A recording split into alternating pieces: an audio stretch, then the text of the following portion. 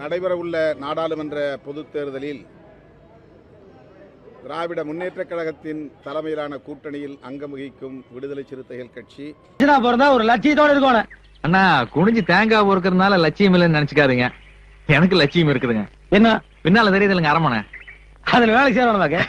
சொல்லு வேண்டாம் சேர்த்து விடுறேன். இல்லைங்க, அந்த அரமனை ஒரு நாள் எனக்கு சொந்தமாக்கிக்கோணுங்க. போட்டியிட விரும்புகிற தொகுதிகளை பட்டியலிட்டு